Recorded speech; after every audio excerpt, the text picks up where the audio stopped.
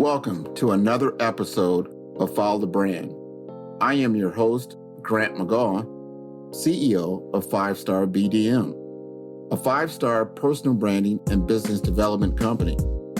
I want to take you on a journey that takes another deep dive into the world of personal branding and business development using compelling personal stories, business conversations, and tips to improve your personal brand. By listening to the Follow the Brand podcast series, you will be able to differentiate yourself from the competition and allow you to build trust with prospective clients and employers. You never get a second chance to make a first impression. Make it one that will set you apart, build trust, and reflect who you are. Developing your 5-star personal brand is a great way to demonstrate your skills and knowledge. If you have any questions for me or my guests, please email me at grant.mcgaugh, spelled M-C-G-A-U-G-H, at 5-star BDM, B for brand, D for development, M for masters.com. Now let's begin with our next 5-star episode on Follow the Brand. Welcome to another exciting episode of the Follow Brand Podcast.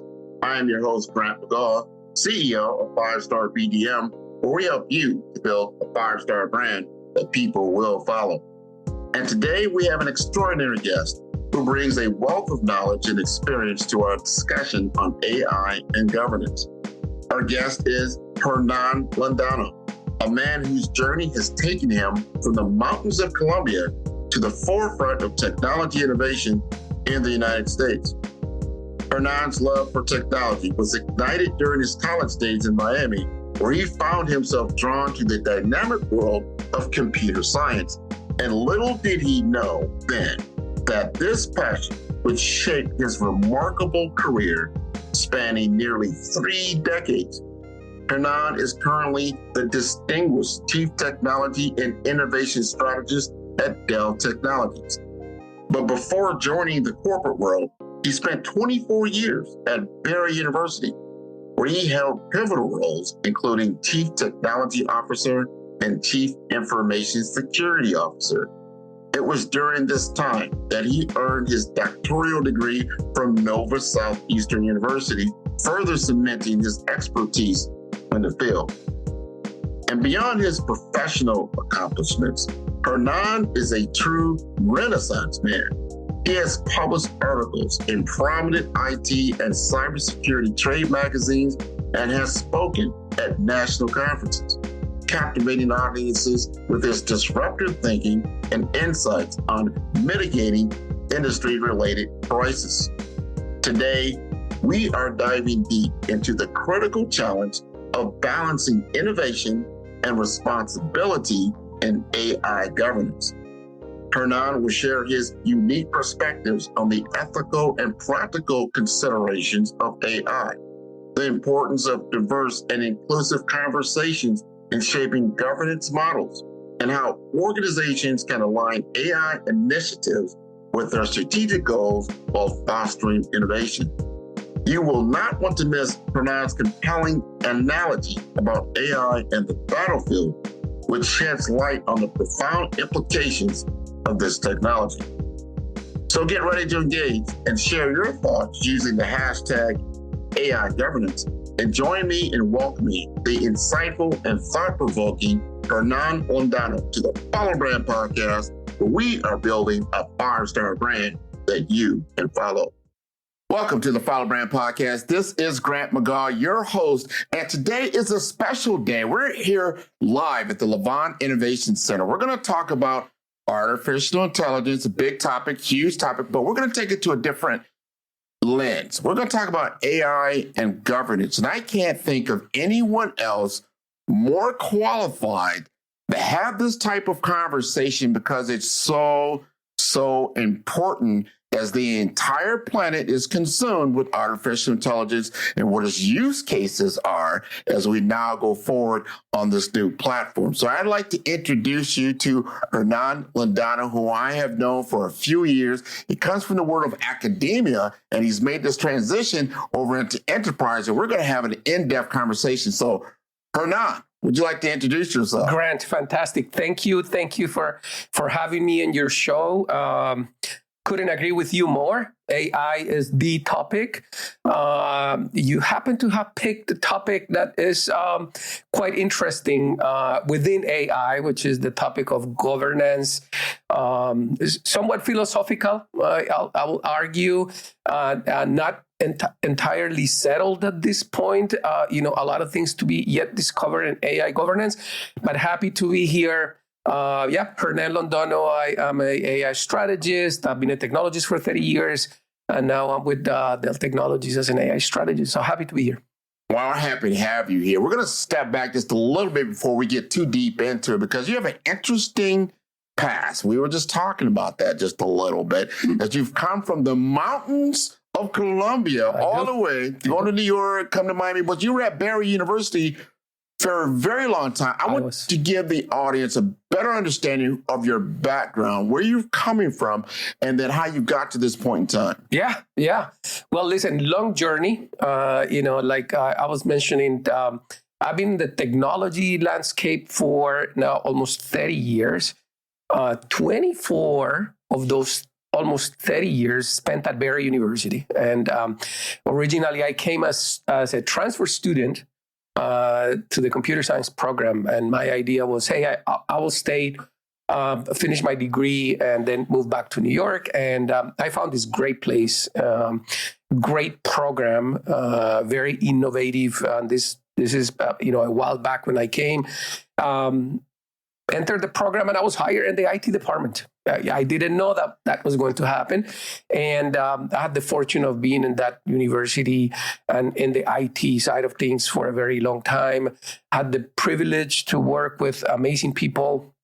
Our first CTO back then, John Bobron, the current VP of IT, Yvette Brown, and I had the privilege of serving as CISO, as CTO for a long time, and learned a lot about academia.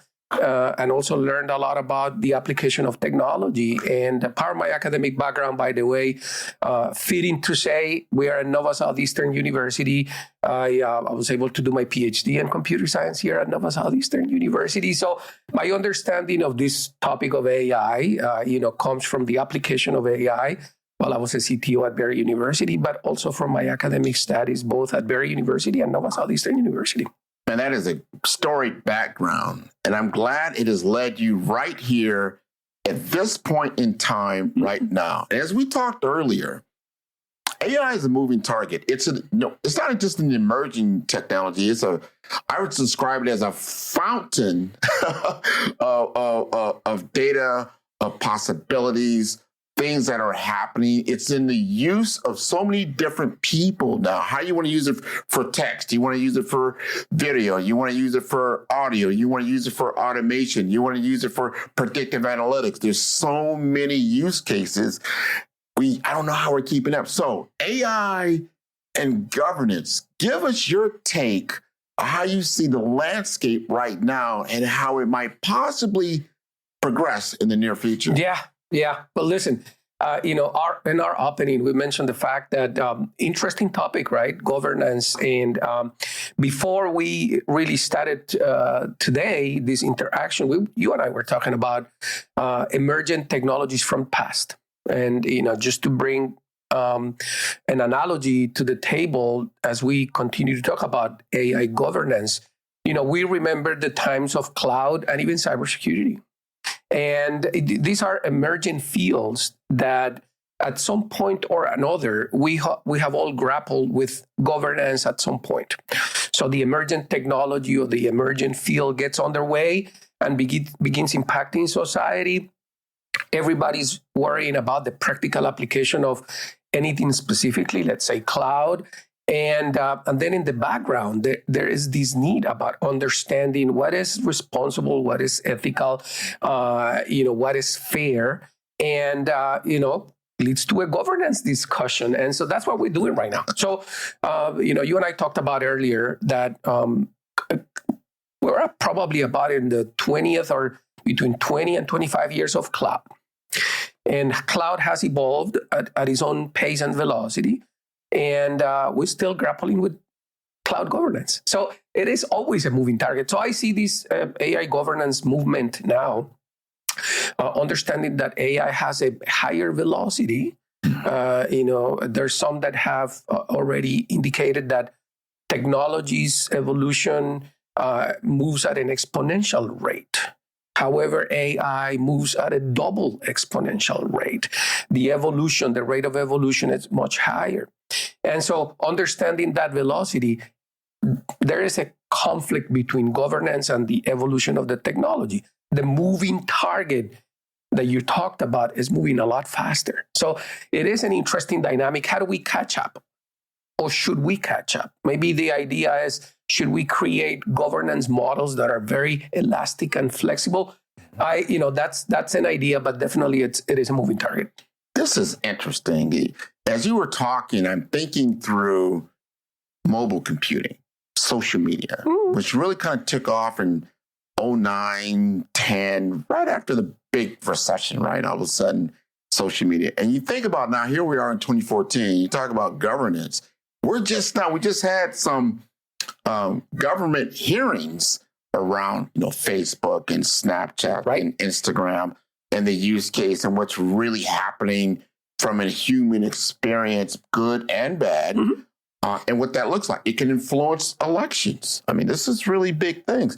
And I remember talking to another guest of mine who brought up some very interesting topic, meaning you have the nation states, like the United States, the European bloc, the African nations, the South. These are nation states. Then you have tech states. Well, these tech states are bigger or more influential than these nation states. And then in between that, you have power and you have people. So you talk about governance. Now, how do you govern all of that? So that's a big wow. I'm not going to step you into that world. So it's a big wow. Wow. But I want to bring you into, we have a lot of technologists that are on the call. They're listening. And they want to know is, as I implement AI, am I going to shoot myself in the foot because governance comes in and then I've got to change all my protocols and policies? I mean, how do I move forward with this model? Yeah. Well, listen, there is absolutely, and it's a good question because everybody is in a different a place in the journey of implementation of AI. Right? Some organizations and some people decided to start this very early. And AI back then was not what it is today. So to your point about having to maybe change and so maybe recycle some things in terms of governance that were adopted in the past, the answer is yes, because the technology is evolving at a pace and scale that we did not imagine. And so, quick example is, think about artificial intelligence probably 5 years ago. You were looking at a lot of predictive analytics, artificial intelligence, but you weren't looking at the ability to produce images based on your prompt. You weren't looking at the ability to produce deep fakes, somebody cloning your voice and cloning your image. So any governance structures that may have existed then maybe cover some portion of AI, but not entirely. And so what I'm seeing now is, at least when I speak to organizations trying to implement AI, is a real desire to begin to understand from the ground up. Do we have the foundational elements? Forget about AI for a second. Do we have the foundational elements that can support the implementation of AI in a more organic way? I'll give you an example. We started today in this podcast to talk about AI governance. But before you get there, you really need to have data governance. Because without data, you're not going to have outcomes in AI. You're going to need data. And so how do you govern that data in terms of responsible use of the data even in absence of AI, may be important. How do you respect privacy? How do you protect security of that data? What do you mean when you say responsible use of the data? So if you go back and you start thinking about your data governance, you have a good chunk that can contribute towards AI governance, right? So the idea here is approach the conversation from the foundational elements and understanding that data is the most foundational block to enable AI. That's probably the best place and the first place where we should all go to begin to figure out governance. Now, you bring up another great topic, the foundational layer. Me, I'm more of an infrastructure guy, right? Okay. I got my start in infrastructure, telecom, got into the LAN, local area network, WAN, wide area networks, and that which led to cloud computing as we know it, and then led me to cybersecurity, data center, all of that, right? I understand data. And I also understand there's good data and bad data. Meaning, just like me, I have in my phone, I probably have maybe more than 50% of what I would probably call bad data. Data I don't need, I don't use, it's junk.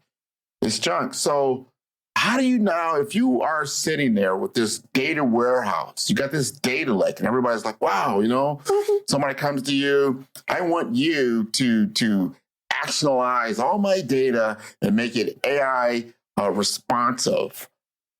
How do you get the data integrity to then be responsive? And then what you just talked about with governments, that's a tall task. Yeah.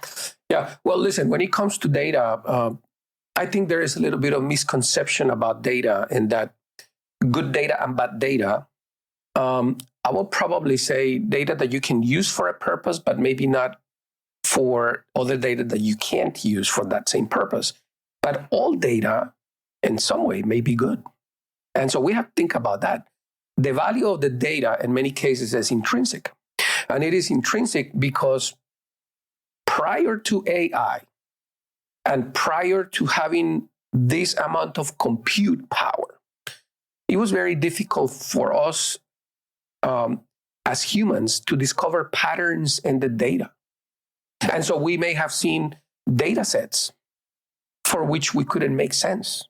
And so we couldn't extract value because we didn't have the capacity on the compute side and the speed to do it. We probably could have done it if we would have been given years to analyze a data set, but we don't have years, right? So what we're seeing right now is, we have these data sets, and we have the ability to correlate an incredible amount of attributes and find patterns that perhaps we were never able to see. And that paradigm shift in terms of compute power and velocity is enabling organizations and people and companies to leverage that data set in new ways, right? Not the traditional way, but in new ways, because the patterns are being discovered. And that's the interesting part about AI. Like, what do you do with those patterns that you did not know exist? Wow, you just opened up a big can of worms there. I mean, this is why this is so explosive, is that I remember the thing was in Taiwan or China where the Master of Go is like, like a chess game. Yeah. Right? It's like very advanced game. Huh? Very advanced. I mean, complicated, centuries old. Someone that can operate at that level is the Master of Go. Like, no one can beat the Master of Go, right? And so they had a contest with the Master of Go and the AI. And the AI, I don't know if it won the first time or second time, but it actually won the series. And what it was able to do was exactly what you just talked about. It started to present patterns that had never been seen before. Absolutely. I say, you can't do that. There's a good case, by the way. I think it was before the Go case. And this was probably one of the very first good practical demonstrations of generative AI, right? And that was a machine called AlphaZero. And that was one of the very first generative AI machines that was programmed by DeepMind. And it was programmed to play chess. And the undisputed champion up until that point was another AI called Stockfish 8. And that was a reinforced learning AI machine. And so it was being fed back with new things that was learning on playing the game. But it was originally fed with all the moves of all the grandmasters. That's how it was programmed. That was the data set. All the grandmasters, their moves given to Stockfish 8, it ingested it, learned, and it was undisputed. Nobody could actually win against that machine. AlphaZero came, and AlphaZero, being a generative AI tool, was not given any moves. None. Zero. The only thing that was given was the rules of chess and a mission. And the mission was you have to win. And he generated all the moves. He trained itself. And he played 100 matches against Stockfish 8. He won 26, and the rest were draws. Stockfish 8 was never able to defeat AlphaZero at playing chess. And the grandmasters were pulled onto analyzing the moves. And they were wowed. They're like, we have never seen this strategy ever, including sacrificing the most important piece and the chessboard to win a match. And a lot of people was paying attention to that because, chessboard, in some cases, battlefield, right? So the implication of that was, okay, what if we put a generative AI to operate in a real battlefield? Would that AI sacrifice some of our own pieces? Because the mission is, it understands only the mission, right? And we're getting into the ethical and responsible use of. So the military has been, I'm sure everybody knows in the podcast, the military has been exploring the use of generative AI in the battlefield. There's an article that came out maybe 2 days ago. There was a demonstration of a very high-ranking official from the government sitting in an F-16, modified F-16, being piloted by a generative AI engine and doing dogfights against a human pilot. And that's not classified as being published. There's a lot of, 2 days ago I saw the article. And everybody's just mind-boggled. It's a place where now you have to really define responsible and ethical use in a context where lives are at stake. And there's nothing else higher than that. That is so key. We've heard these scenarios about, does the AI, like autonomous vehicles, right? Yeah, does the AI, avoid an accident? Does it run over someone else to protect, depending on the mission? What is the mission? Right. But what we're really talking about is that from a governance standpoint, how are you going to govern something where you're not really sure of its complete capabilities, right. or its parameters? Like it might, that's a governance for those parameters, but I am now operating outside of that construct. Yep. Because it's part of the mission. What do you do? Yeah. Well, listen, there's a few things that can be done. The first is there is very smart and committed people all around the world having this discussion. And they are coming up with frameworks, with guidelines, in some cases with regulation, that it's not very stringent, but it provides a place where everybody can begin to have a conversation around it, right? And this GDPR, you brought up GDPR, right? GDPR was not originally intended to govern AI. But what it was intended to govern was the use of data. So a lot of people that is looking for frameworks for AI governance are already looking at GDPR, because to begin with, it provides a very good foundational guideline for the responsible and ethical and even compliance in the use of data. And so we do have examples now. So that's one thing that we can do, right? We can begin to look at things that exist and adopt them. And if we need to adapt them to fit the AI model. The other thing that we can do, which I believe is exactly what we're doing here, is we need to have conversations about this, right? And today we're having conversations around, some of it is somewhat the technicalities of AI and the use of AI, but we're having conversations also about, what does it mean to govern AI? And the conversations that we need to have, I would argue, need to happen in the context of a lot of diversity of opinions, a lot of inclusive opinions. You and I may think differently. And this is a moving target. That's how we started today. So if it's a moving target, difficult for me to say that you're wrong. More important for me to say, let me listen to Grant and see what he's thinking and continue to shape this conversation in a way that ultimately will lead to a more practical application of a governance model, for example, right? You need to do that externally, but you also need to do that internally. You have your companies, your organizations, where traditionally emergent technology has been a responsibility of the IT team. Mm-hmm.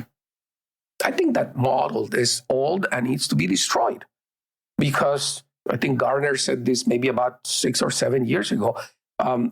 Every company is an IT company, and then they've further said every budget is an IT budget. So the responsibility for emergent technology in an organization cuts across all lines of businesses. So having internal conversations, the business unit, the IT unit, the marketing unit, the legal counsel, all together around this governance, it's absolutely super important. Those are some things that people can begin to do, should already be doing at this point. It's an interesting discussion because IT, as you just stated, information technology has morphed and exceeded just the traditional, I have to maintain the systems, the computer systems of the organization. It is a competitive advantage. Mm-hmm. How do I utilize this competitive advantage in my business objective to reach my mission, my vision, and my goals? Because this is a tool. Now, getting back to what you were saying earlier, which I love what you just stated about governance. Think about what I talked about earlier about the nation states. Nation states are governed, like in the United States, by a constitution. Mm-hmm. You have certain amendments there, right? You have the right of free speech. So then how do you work that when you start thinking about an AI? Is the human that created the AI has the freedom of speech, or does the AI of itself has the freedom to create outside of the context of that technology? I've heard people say that, what happens when the technology is smarter than, so to speak, than the technologist? Right. And I will say it in a different way, because this is a fantastic question that you're posing. And I don't claim to have the answer for it. I'm going to be very transparent. But let's not talk about what happens when the technology is smarter than the human. Let's ask the question, what happens when the technology is very difficult to discern whether it's a human or it's technology, right? The fidelity of the experience interfacing with the technology is so high that you don't know if you're interfacing with a human or you're interfacing with an AI. So I'll give you an example. I was coming over here today, very excited about this podcast, and I was listening to the news. And, what was in the news today is that it is now known that OpenAI approached Scarlett Johansson twice to be the voice of the OpenAI digital assistant. And she declined. She said, "No, I don't want to be the voice." And OpenAI did a pilot of a digital assistant, and she started getting phone calls from everybody, like, "Hey, your voice is in the pilot of the digital assistant for OpenAI," and she couldn't figure out, how did that happen? Well, how that happened is anything can be digitized today. So the pattern of your voice, the inflection, the tone. And so we are in an era, again, incredible amount of compute, an incredible amount of capacity. We can begin to create models where we can mimic your voice, right? So what they did is they created a voice that sounded very, not exactly, but very similar to the voice of Scarlett Johansson. It's in the news today. And so she sent some letters to OpenAI saying, I really want to know, how do you do this? And that speaks to intent, right? Talking about free speech. What was the intent to create a voice similar to her or hers, or it was just a random occurrence? And is there a legal grounds to say, what if they change her voice and then they do a random voice for that digital assistant and it sounds like your voice randomly? What then? What is the legal recourse here? And by the way, I said her. So all of this happened because there is a movie called Her, right? Which I'm sure you're familiar with, yes. From 2013, I believe. And it is a movie, but just for the audience, in case they don't know, it's a movie about a person, a man, who engages in a relationship with an AI voice. And it's a romantic relationship at some point. And the fidelity of the AI is so high that it lends itself to a romantic relationship. And the voice that is her in the movie is Scarlett Johansson. And that's how the whole thing came about, using her as the voice of the OpenAI digital assistant. So we're in a world where these things are happening, and we still don't understand the legal grounds for one thing or the other. Ready to elevate your brand with 5-star impact? Welcome to the Funnel Brand Podcast, your gateway to exceptional personal growth and innovative business strategies. Join me as I unveil the insider strategies of industry pioneers and branding experts. Discover how to supercharge your business development, harness the power of AI for growth, and sculpt a personal brand that stands out in the crowd. Transform ambition into achievement. Explore more at firestarbdm.com for a wealth of resources. Ignite your journey with our Brave Brand Blueprint and begin crafting your standout 5-star future today.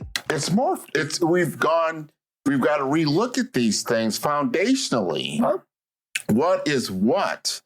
And what are your rights and what are not? There are copyright laws. Everybody knows that. Absolutely. Like, you can't just make a jingle or a song. You'll probably get sued, or they'll be along with you. I just used an application called Suno, Suno, that is able to generate AI music just from a few prompts. We're talking about a sentence. I had a sentence just on brand identity. A prompt, just a simple prompt. It made a 1.5-minute song out of it that was beautiful. Yeah. Beautiful. Did it sound like someone else? As far as I know, it doesn't. Yeah. Because I didn't put like a prompt in there to say, I want you to sound like a certain artist or something like that. I just gave it simple text. It came back and this is revolutionizing our world of art, our world of music, our world of journalism, everything, our world of tech. Like you said earlier, it's affecting every facet of business and life. And we've got to start to now here's the question. Is it has the horse left the barn? I mean, can you reel this back in, or is it just too late? No. We need to catch up. I mean, happens, right? This is the way things happen with emergent technology. I don't know of a case of an emergent technology where people sat at the table to begin the creation or the visioning of an emergent technology and said, okay, before we created technology, let's create a governance framework. It has never, to my knowledge, has not happened. It's always a catch-up game. So, yeah, listen, the technology is moving and everybody begins to see how it's affecting different elements in society. And then we are, as a human race, we are reasonable in many ways. And we say, okay, well, there's something we need to do about it. This is not going the way we want. So we need to do something about it. And that's normally the governance piece. So we got to do that. Remember Napster? Remember that? Yeah. With music, right? It got out there. People were like, wow, I can download any music from anybody at any time. And people were doing this right and left. And then finally it got to a congressional state, right? Yeah. And then they passed some laws. And then, you know, Napster. But the technology is still in existence. The streaming services, you can stream everybody. You know, you have Pandora. You can speak to your Alexa. Hey, I want to listen to this and that. The technology didn't change. Absolutely. So there's the setting, the technology, and then there's the setting, the governance. But, you know, for AI, I'll say what we need to do is if you're an organization and you are already using AI, or you are already beginning to think about using AI, you probably need to take a little bit of step back, right? And, you know, one of the things that people can do, we did this in Dell Technologies, is you have to create some, at the very least, principles for the use of AI, right? Things like the use of AI, or the AI that is created, needs to be beneficial, or it needs to be equitable, transparent, responsible, accountable. These are principles that will guide your governance. And so you don't end up in a case where, you know, OpenAI is going to have to probably honor the request from Scarlett Johansson and say, this is how we created this voice. That is explainable AI, right? That's what we're talking about today. Today, we're talking about, do you have a process internally in your company to where if you need to explain something to somebody, you can, right? Algorithmic transparency. How is this algorithm creating this output from these inputs? What do we know that the algorithm is not biased? How do we identify if the bias is intrinsic in the data, and what can we do about? You know, one of the things that you and I have not talked about today in relationship to the impact of AI is the magnifying and the amplifying effect it has, right? Because of the capacity that we have for compute and the velocity. So if there is intrinsic bias in data, and we unleash an unchecked AI on that data because of its exponential capacity to grow, we know that if that bias exists in that data set, it will be amplified many times and very fast through the AI. And so how do we put balances and checks in the production of that output to make sure that we don't amplify biases that are intrinsic and maybe historic in the practices of companies that exist in that data? And that's governance. That's creating audit trails. Do we create this output through AI and we just feel good about it? Or should we have any place in that journey where we do an audit and we say, okay, but let's see what happened here. Specifically, what data was analyzed? How did it happen? What was the output, this and not that? And are we maybe negatively affecting, let's say, a segment of the population because our training set only reflected this other segment of the population? All these are questions related to that governance model and the principles that we need to have to govern how we use AI in companies. There's no question about it. Right now, anyone can go, even when you use Google these days, it's biased in a way that it'll give you results that aren't necessarily reflective of who you are from a cultural standpoint. Mm-hmm. Just automatically. You haven't given it any cultural indications, but that's just what comes back. So you already know that the data is somewhat skewed because it's going to reflect whoever built it, right? So whoever built it, usually their influence is going to be more amplified than anyone else. We have to understand that and understand how we're going to we have to govern it to a certain degree. There's no doubt about it. But what is that going to look like? We don't want to limit freedoms of creativity that are out there. We might be able to discover things that we're grappling with, let's say with cancer, right? Mm-hmm. Or with any other kind of human element. You know, there might be the solution for a lot of the scarcity that's on this earth that could be found out through some of these algorithms. So you don't want to just shut everything down and don't want to dumb it down, let's say, but there's got to be certain ways to do it. Are there any specific use cases that you are aware of that you said, you know what, that was a great use of AI and governance and you got a positive result? Wow, that is a very interesting question.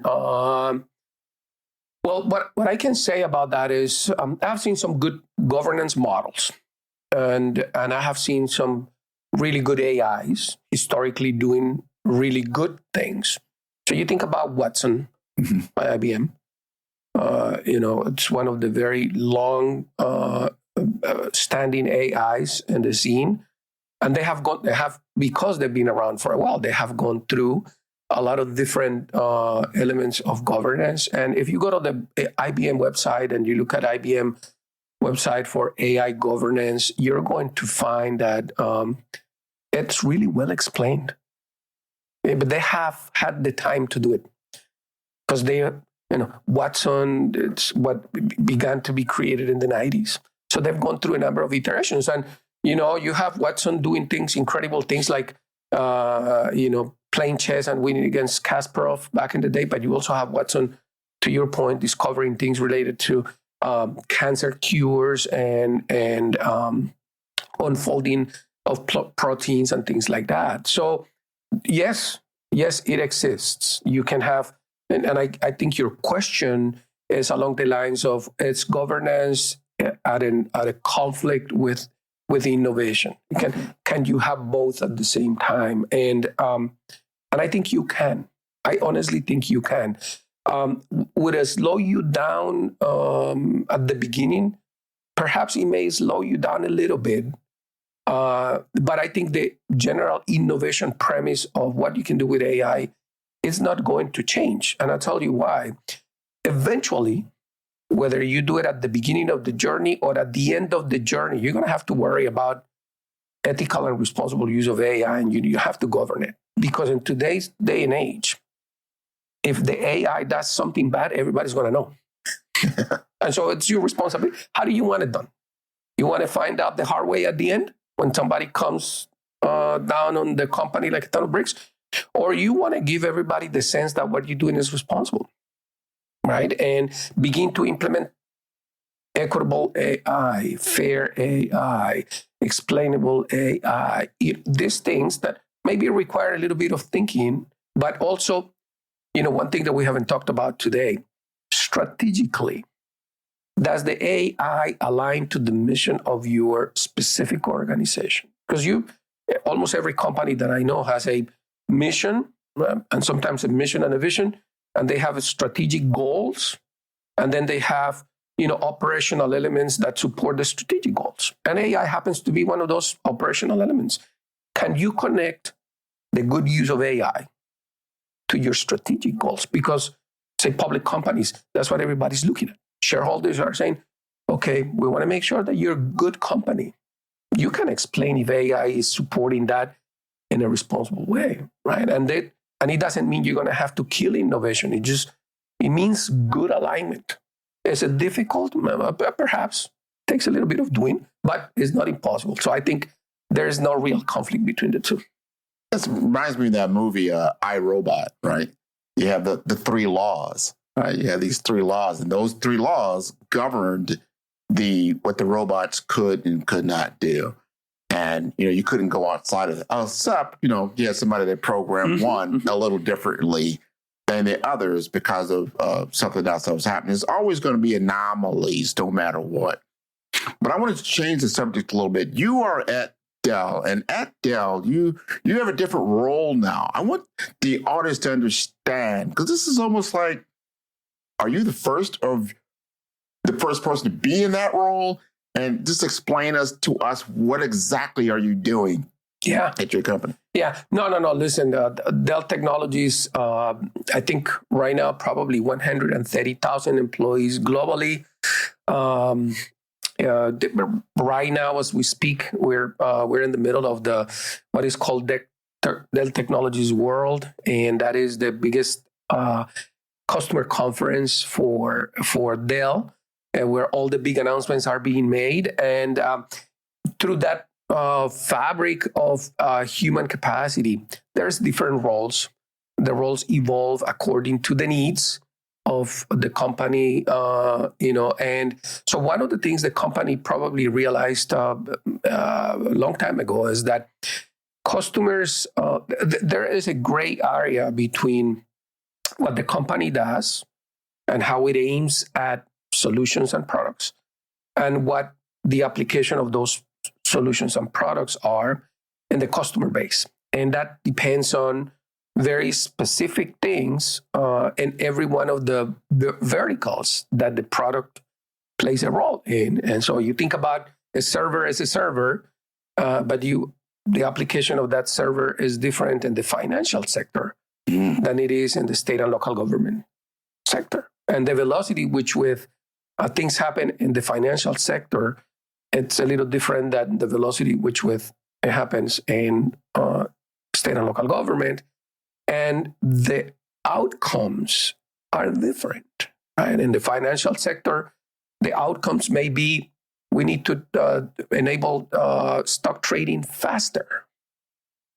In the state and local government, the outcome may be we want to be equitable about making services available to all citizens in a state or a county or a municipality. So when you think about that server, it's the same server, how do you then bridge that gap between what it does here and what it does here? And normally what it requires is somebody with that vertical expertise to contextualize for everybody, the company and the customer, what that server is good for, right? That I'm oversimplifying, obviously, the role, but the role of a strategist in a company like Dell is to bridge that gap. All of us that have that strategist role, we have a deep vertical expertise. So I come from the higher education side of the house and an institution that had both an academic practice and a healthcare practice. So I have kind of those two. And so I'm able to contextualize the use of technology, the application of technology in a particular vertical. But for the company, right, when the company is looking at what should be responsible use of this technology in this vertical, we understand, the strategist understands that vertical, and we can contextualize internally why doing this like this is not good. Maybe why should we do this other way? And even why would we say something like this in this fashion and not in this fashion? Because it means different things in different verticals. And so, my role is not unique. There's different layers of the strategist role, and I happen to be now in one of the fastest, most dynamic units, which is we call it AI acceleration, as if AI was not already accelerated, and very fast moving life when it comes to that. But I enjoy every bit of it, every minute. I can see that. Your passion is definitely radiating throughout the podcast, right? I want you to help us. This is our last question. And this question, talk to us from that contextual layer. If you were talking to the audience, they want to understand, hey, I've been tasked to now implement AI in my organization.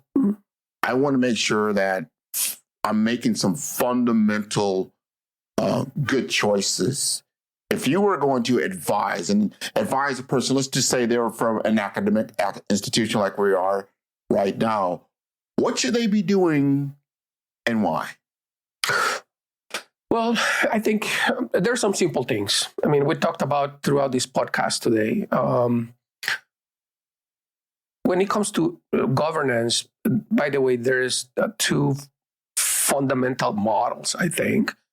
There is informal governance and there's formal governance. And, the difference between the two is, the informal governance happens almost coincidentally and is not very consistent, is not bound by protocols.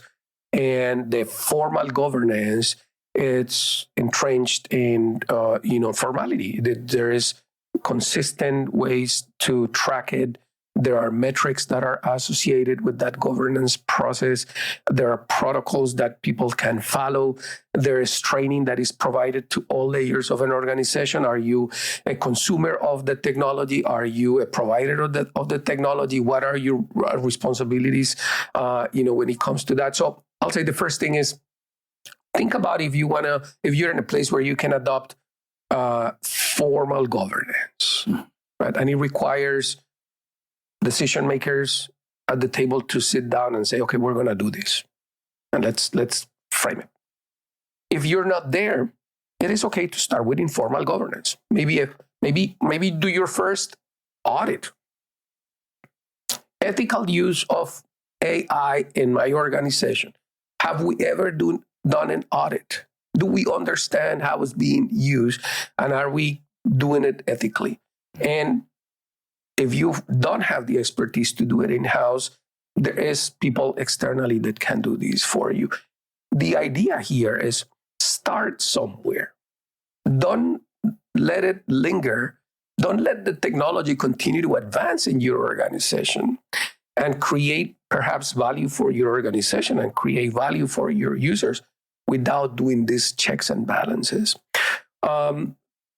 Start getting acquainted with these governance frameworks and initiatives that exist in governments, whether it's external like the GDPR, or here in the States. We didn't talk about this too much, but GDPR, very comprehensive European Union regulation. Data governance plays a heavy role in it, and that's why people are looking at it for AI. In the States, it's a little bit of a fragmented approach because we have a federal government and we have also the ability at states that have their own autonomy to have their own laws. So we have probably more than a dozen for sure states that have created guidance or laws related to the use of AI. They have communalities and they have differences. We should begin to understand what those do and educating ourselves about what the differences are and try to apply things internally in our companies. That will be the best advice I can give people at this point. That is excellent advice, Hernan. And I want to thank you for being on the Follow Brand podcast. This has been wonderful. If the audience, and I'm sure people will want to follow up, ask their questions. Yeah. And I'm sure when we air this, yes, send in your question because this is very, very important. What's the best way to contact you? Right. So easily to be found in LinkedIn, obviously, Hernan Londano. And I don't think there's too many Hernan Londanos in LinkedIn. So you see my picture and myself with my glasses and a blue suit. That's me. That's Hernan Londano from Dell Technologies. And feel free to email me. Open door policy. So hernan.londano@dell.com. This has been wonderful. Thank you again for being on the show. I want to encourage your entire audience to tune in to all the episodes of Follow Brand. You can tune in at 5-Star BDM. That is the number 5-Star, STAR, B for brand, D for development, infomasters.com. This has been wonderful. Thank you again for being a guest Grant, on the show. It was a pleasure to be here with you. Thank you for the great conversation. You're welcome. Thanks for joining us on the Follow Brand podcast. Big thanks to Full Effect Productions for their incredible support on each and every episode. Now the journey continues on our YouTube channel, Follow Brand TV series. Dive into exclusive interviews, extended content, and bonus insights that will fuel your success. Subscribe now and be a part of our growing community, sharing and learning together. Explore, engage, and elevate at Follow Brand TV series on YouTube. Stay connected, stay inspired. Till next time, we will continue building a 5-star brand that you can follow.